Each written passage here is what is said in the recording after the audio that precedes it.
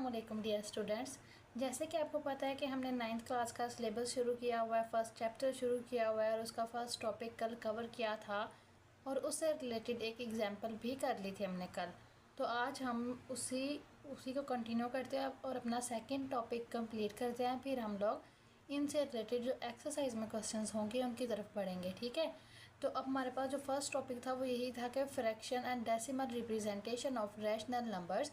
और उसमें हमने रैशनल नंबर्स को पढ़ा, इरेशनल्स को पढ़ा, इनका कॉम्बिनेशन पढ़ा। फिर अगर डेसिमल फॉर्म है तो हम किस तरह पता लगाएंगे कि रैशनल है या इरेशनल है, अगर फ्रैक्शन है तो कैसे पता चलेगा, ये सब पढ़ा है। अब हम जो नेक्स्ट आज टॉपिक कवर करने वाले हैं उसमें है representation of rational and irrational numbers on number line. First of all आपको ये पता होना चाहिए कि नंबर लाइन होती क्या है। नंबर लाइन बेसिकली है कि अगर हम लाइन को आप एक सिंपल लाइक अगर धागा हो और वो बहुत लंबा हो और यानी कि इनफाइनाइट हो, ठीक है। तो एक लाइन है फर्स्ट ऑफ ऑल कि अगर एक इनफाइनाइट लाइन है, ये जो तीर हैं एरो हैं ये शो करते हैं कि बहुत लंबी है और कॉन्टीन्यूस चलती जा रही है। जितने भी दुनिया जान के रियल नंबर्स हैं उनको मैं ला के इस लाइन पर प्लेस कर दूँगी, तो इस लाइन को जब इसमें हम नंबर प्लेस कर लेंगे 1 2 3 -1 -2 -3 नंबर प्लेस करने के बाद ये जो लाइन है ये रियल लाइन बन जाती है, ठीक है। अगर हम लोग ये रैशनल और इरेशनल नंबर्स को रिप्रेजेंट करें तो इनका जो यूनियन है वो ऑब्वियसली रियल नंबर्स ही होते हैं। तो अब ये एक हमारे पास रियल लाइन है, ठीक है। अब हमारे पास कोई भी रैशनल या इरेशनल नंबर है, हमने ये देखना है हम किस तरह से उसको लाइन पे रिप्रेजेंट करते हैं। एक तो सिंपल सी बात है, अगर हमारे पास कोई नंबर दिया हुआ है समथिंग लाइक 2/7 दिया हुआ है, ठीक है। 2/7 को जब हम ये करना जब ड्रा करेंगे लाइन के ऊपर तो हमें पता है कि 2/7 बेसिकली होता है 0.2857 समथिंग लाइक डैट, इसके इक्वल होता है। तो अब हम ये देखेंगे कि ये नंबर आता कहाँ पे है 0.287, तो ये तकरीबन यहाँ करके कहीं यानी कि 0 और 1 के दरमियान अगर मैं थोड़ा सा जूम करूँ तो इसके दरमियान भी 10 लाइनें लगी हुई होंगी, 10 या 100 है जितनी भी, अगर उनको जूम करूँ उनके दरमियान भी इस तरह लाइनें लगी हुई होंगी। तो 0.8 समथिंग यहाँ पे कहीं पे पड़ा हुआ होगा, तो वो तो 0.28, तो हम लोग कह लेंगे ये हमारे पास 2/7 है। इस तरह हम लोग कर लेते हैं, ठीक है। जो मसला आता है वो तब आता है जब नंबर हमारे पास कोई ना कोई स्क्वायर रूट वगैरह में आ जाए। लाइक अगर हमारे पास एक नंबर है इस तरह करके और लिखा हुआ है √5, ये आपकी एग्जाम्पल भी है बुक पे, एग्जाम्पल नंबर 2 है शायद ये, ठीक है। उन्होंने कहा है कि इसको रिप्रेजेंट करना है नंबर लाइन के ऊपर। हम किस तरह करेंगे, ये नंबर हम कैसे लोकेट करते हैं नंबर लाइन के ऊपर, वो हमने अब करना है। फर्स्ट ऑफ ऑल वही बात कि आप एक नंबर लाइन ड्रा करेंगे वैसे ही, ठीक है। और ये 0 ले लें, 1 ले लें, 2 ले लें, 3 ले लें और इक्वल डिस्टेंस होना चाहिए। मैं तो अब अंदाजे से कर रही हूँ तो आपको, लेकिन आपके पास इक्वल डिस्टेंस होना चाहिए। √5 को जैसे हम सॉल्व करते हैं with the help of calculator, ये देखें कैलकुलेटर से सॉल्व करेंगे √5 समथिंग, √5 है 2.2360 इस तरह।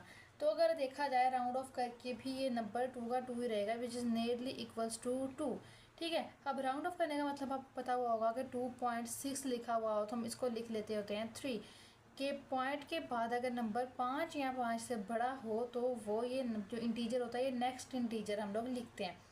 ये आप लोगों ने शायद 8th क्लास में कहीं पे पढ़ा हो। 2.7 अगर है तो उसको भी हम 3 लिखेंगे, 2.5 को भी 3 ही लिख सकते हैं, लेकिन अगर 2.4 है तो उसको हम लोग 2 लिखेंगे, ठीक है।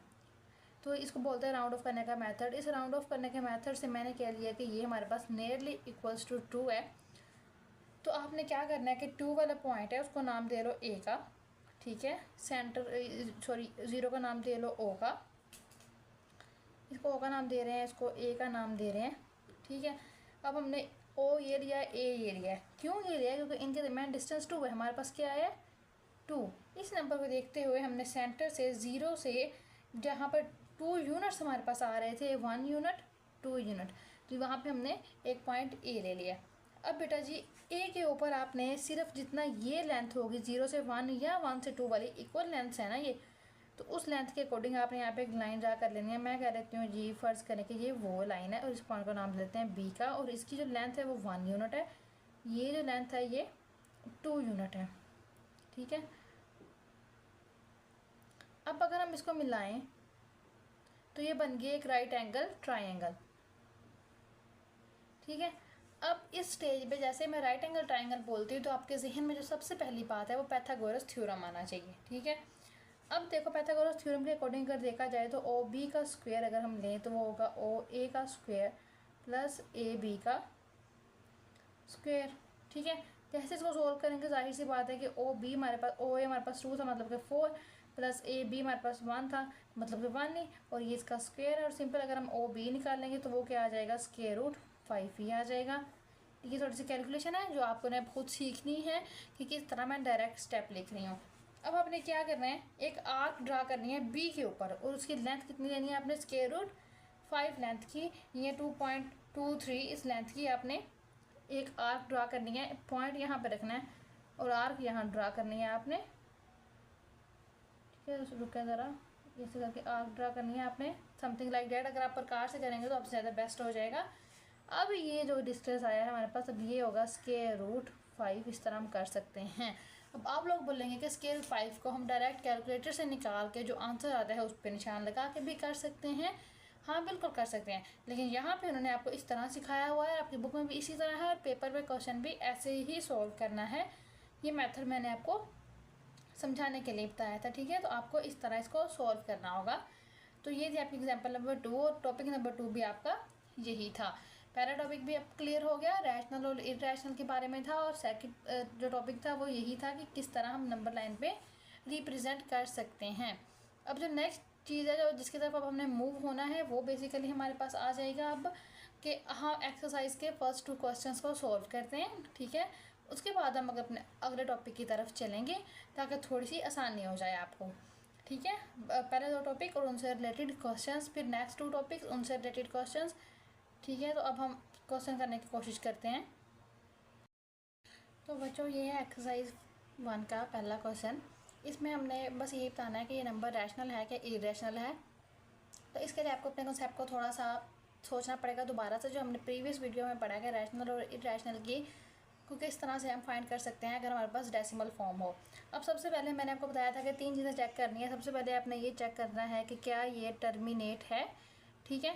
क्या ये टर्मिनेट है, नहीं है, ठीक है। दूसरी बात, क्या ये रिकरिंग है, रिकरिंग मतलब कि कुछ नंबर खास सीक्वेंस से आ रहे हैं या नहीं आ रहे, तो डेफिनेटली वो आ रहे हैं। देखें 35 35 35 आ रहा है ना, तो ये क्या हो गया, ये रिकरिंग हो गया, ठीक है। और अगर रिकरिंग हो और नॉन टर्मिनेटिंग हो तो वो क्या होता है, वो रैशनल होता है। तो ये क्या हो जाएगा, रैशनल हो जाएगा, पहला सवाल।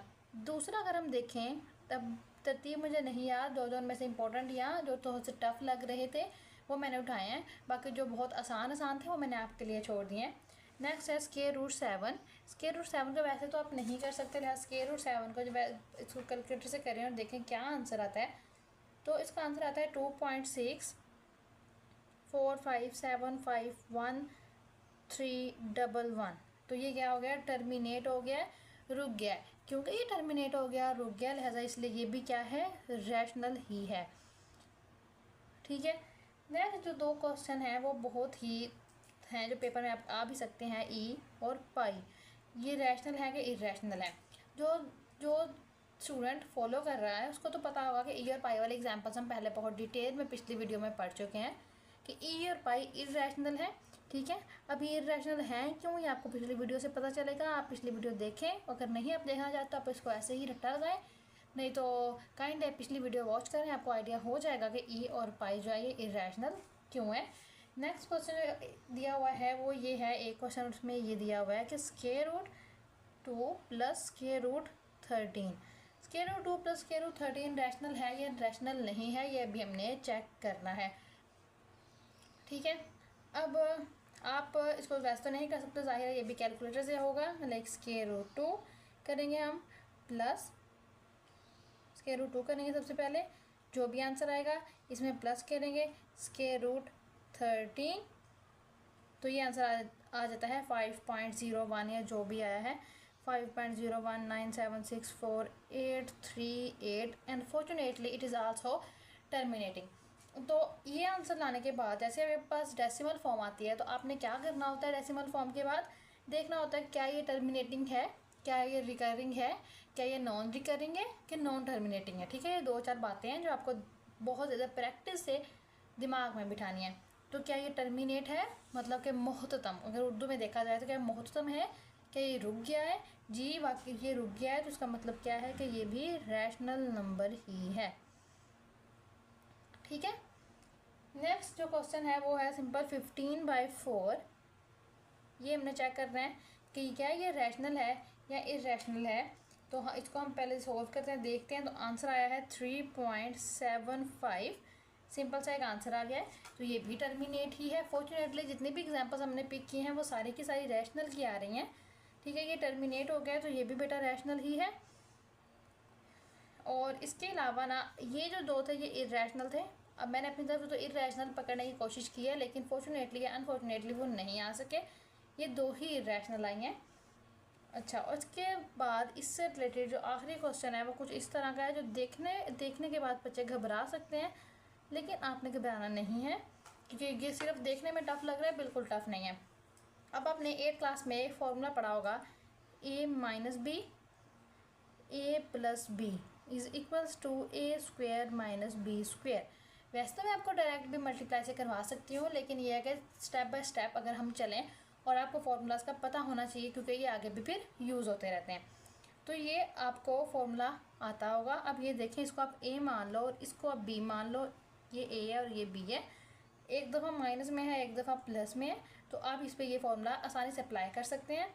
चलिए अप्लाई करते हैं। तो आंसर क्या आएगा, 2a का स्क्वायर मतलब कि 2 का स्क्वायर माइनस स्क्वायर और 2 का स्क्वायर मतलब कि b का स्क्वायर। जैसे हम इसको सॉल्व करेंगे तो हमारे पास एक सिंपल सा आंसर बन जाएगा।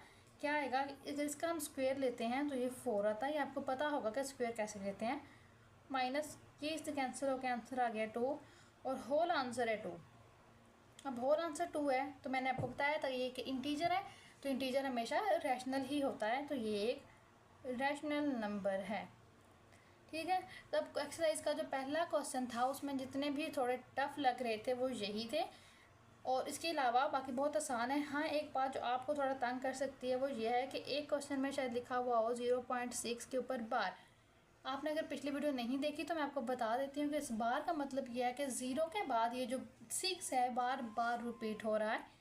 0.6666 ये लिखा हुआ है असल में, और ये भी रैशनल ही है। ठीक है, अगर आप हमारी वीडियोस को कंटिन्यूसली फॉलो करते जाएंगे तो आपके सारे कॉन्सेप्ट क्लियर होते जाएंगे। ये क्वेश्चन नंबर 1 था, और ये जो हमने पहला टॉपिक पढ़ा था प्रीवियस वीडियो में उससे रिलेटेड था। अब जो नेक्स्ट टॉपिक है, सेकंड टॉपिक था representation of rational and irrational on number line. अब नेक्स्ट जितने भी क्वेश्चन हम करेंगे वो सारे उससे रिलेटेड होंगे। अब मैंने जब आपको वो टॉपिक पढ़ाया था तो मैंने एक सिंपल सी एग्जांपल आपको करके दिखाई थी, जो कैलकुलेटर से हमने किया था, वो सिर्फ समझाने की हद तक था। ठीक है, यहाँ पे जो आप लोग करोगे सवाल वो कैलकुलेटर के ज़रिए नहीं करने, बल्कि अपने इंट्यूशन से, अपने दिमाग से, मेथड से, पूरी मेथड लेके उसको सॉल्व करना होगा। ठीक है, तो हम चलते हैं क्वेश्चन नंबर 2 की तरफ। क्वेश्चन नंबर 2 की तरफ चलते हैं। क्वेश्चन नंबर 2 का सबसे फर्स्ट पार्ट स्क्वायर रूट 2 है, जैसे वहाँ पे स्क्वायर रूट 5 था। इसको हमने एक नंबर लाइन पे रिप्रेजेंट करवाना है, और साथ में ना अपने मेंशन करते जाना कि हम कर क्या रहे हैं। सबसे पहले एक नंबर लाइन ड्रा की है हमने, वैसे ही ये 0 है, ये 1 है, ये 2 है, ये -1 है, ये -2 है। नेक्स्ट स्टेप में आपको याद होगा हम क्या करते थे कि स्क्वायर रूट 2 को देखते हैं कि स्क्वायर रूट 2 का आंसर क्या आता है। ये समथिंग लाइक आता है 1.41 और इस तरह। अब अगर हम इसको वो जो राउंड ऑफ करने वाला मेथड था उससे देखें तो ये बेसिकली 1 के करीब ही है। तो आपने क्या करना है, 0 से 1 वाला हिस्सा लेना है। 0 लिया, ये 1 वाला हिस्सा लिया, इसको a मान लिया, और यहाँ पे जो लाइन खड़ी करनी है हमेशा वो 1 की ही होगी, इसको b मान लें, और ये बन गई एक राइट एंगल ट्राइंगल। ठीक है, ये राइट एंगल ट्राइंगल बन गई है। तो पाइथागोरस थ्योरम से हमें पता है कि वितर, वो भी वितर ही है ना, या हाइपोटेन्यूज बोल लो, इज इक्वल्स टू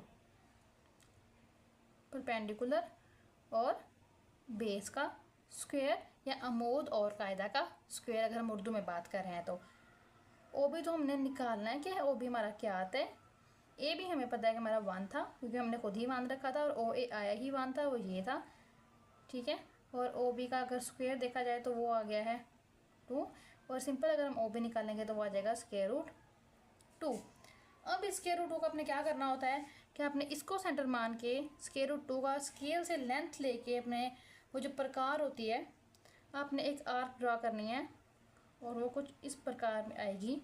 और ये जो पॉइंट होगा पी पॉइंट मान लो, इस पी पॉइंट के ऊपर आपके पास स्क्वायर रूट 2 1.41 का आंसर पड़ा हुआ होगा। ठीक है, और चेक करने के लिए आप इसको बाद में कैलकुलेटर भी यूज़ कर सकते हैं, उससे चेक कर लें कि क्या वाकई ये आता है कि नहीं आता। अब नेक्स्ट क्वेश्चन तो बिल्कुल इसके जैसा ही है। ठीक है, इस पार्ट में 2-3 तरह के क्वेश्चन है, 2-3 क्वेश्चन स्क्वायर रूट से रिलेटेड है, 1-2 फ्रैक्शन वाले हैं, और जो 2-3 है वो दूसरी फॉर्म जो होती है, उर्दू में इसको संयों वाली फॉर्म बोलते हैं, आई डोंट नो इंग्लिश में क्या बोलते हैं, तो वो वाले हैं। तो हम सब में से 1-2 पिक कर लेते हैं। नेक्स्ट जो क्वेश्चन है उस पर आए, हम ये नंबर मैं अपनी तरफ से उसे दे रही हूँ, ठीक है, लेकिन आई डोंट नो कौन सा नंबर है वो, 413। ठीक है, अब इसको हमने किस तरह से करना है, फर्स्ट ऑफ ऑल आपने क्या करना है, इसको आपने लिख लेना है 4 + 1/3। ठीक है, 4 + 1/3 करने के बाद नंबर लाइन बनाओ एक आप, 0 1 2 3 4 5, इस तरह इधर भी लिख लेना आप। ये नंबर 4 है, एक ये नंबर और एक इससे नेक्स्ट वाला नंबर आपने लेना है। ठीक है, वो आएगा 4 के बाद 5, मतलब इस वाली लाइन को कंसीडर करना है। इसमें क्या हमने करना है, जितने यहाँ पे नंबर होगा ना, जो नंबर यहाँ पे होगा उतने हिस्सों में इसको कर लेना है डिवाइड। 1 2 3 4 हो गए हैं, सॉरी बेटा, लेकिन 3 में करना है आपने, अब 3 ही है। ठीक है, अब ऊपर क्या लिखा हुआ है 1, तो राइट साइड की तरफ आपने 1 की तरफ 1 पे जाना है। 1 2 3 लाइनें है ना, तो राइट साइड पे 1 कौन सा होगा, ये वाला, तो ये आपका जो नंबर होगा 4/1/3 होगा। क्या करना है, सबसे पहले 4 + 1/3 कर लिया, 4 और उससे नेक्स्ट वाला नंबर लिया 5, और उसको इतने इक्वल पार्ट्स पे डिवाइड करना है कि जितने जो नंबर यहाँ पे लिखा हुआ होगा, यानी कि 3 था, तो उतने इक्वल पार्ट्स पे हमने इसको डिवाइड कर लिया।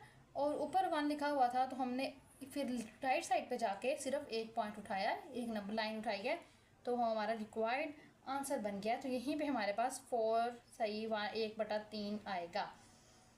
ठीक है, ये एक पॉजिटिव में था, अब हम एक नेगेटिव में करके देख लेते हैं ताकि हमारा काम और थोड़ा क्लियर हो जाए। नेक्स्ट एग्जांपल हम ले लेते हैं -2 1/7 की। ठीक है, तो ये किस तरह से होगी, ये भी सिमिलर वैसे ही है, लेकिन ये नंबर लाइन के इस साइड पे आ जाएगी। माइनस को बाहर लिख के अंदर 2 + 1/7 लिख सकते हैं, आपकी मर्ज़ी है, कोई इशू नहीं है। ठीक है, 0 है, -1 है, -2 है, -3 है, 1 है, 2 है, और ये इस तरह से आगे चलता जा रहा है। ये नंबर कौन सा है, -2, मैंने क्या बोला, -2 और उससे आगे वाला नंबर लो, -2 से आगे इस तरफ -3 आएगा, -2 से आगे -1 कभी नहीं आएगा, -2 के बाद -3 आएगा, ये ले लिया। ठीक है, कितने इक्वल पार्ट्स पे डिवाइड करना है, 7, 1 2 3 4 5 6, यहाँ पर करके यहीं पे 7 होगा। ठीक है, अब यहाँ पे 1 है, तो आपने राइट साइड पे 1 नंबर को उठा लेना है। ठीक है, लेकिन अब देखें अगर यहाँ पे 2 या 3 होता, हम 3 ले लेते हैं समझने के लिए, तो यहाँ से तीसरी लाइन उठाएंगे, 1 2 और ये 3 वाली। ठीक है, थोड़ा सा जूम करके देखेंगे, आपको समझ आ जाएगी। मैं इसको थोड़ा सा जूम करती हूँ। अगर ये -2 नंबर था और ये -3 था और इनके दरमियान हमने लाइनें लगाई थी, तो रिक्वायर्ड नंबर के अकॉर्डिंग हम तीसरी पे जाके उसको लिख सकते हैं कि ये -2 3/7 है। ठीक है, तो यही कुछ इम्पोर्टेंट और कुछ समझने वाले सवाल थे, बाकी तो जो है वो बिल्कुल इजी हैं, वो आप लोग आसानी से कर लेंगे। ठीक है, तो ये क्वेश्चन नंबर 1। अब हमारे पास टॉपिक 1 एंड 2, ठीक है, या ये कह लो कि टॉपिक 1.1.1 से लेके 1.1.4 तक सारे कवर हो चुके हैं, और question number 1 and question number 2 भी कवर हो चुका है। और हाँ, इनमें से अगर आपने कोई सवाल पूछना हो, कोई एक्सरसाइज का क्वेश्चन समझ नहीं आ रहा हो, तो आप काइंडली मुझसे रब्ता करें, कमेंट करें, मैं आपको ज़रूर बताऊँगी। थैंक यू वेरी मच, मिलते हैं अपने नेक्स्ट वीडियो में। अल्लाह हाफिज़।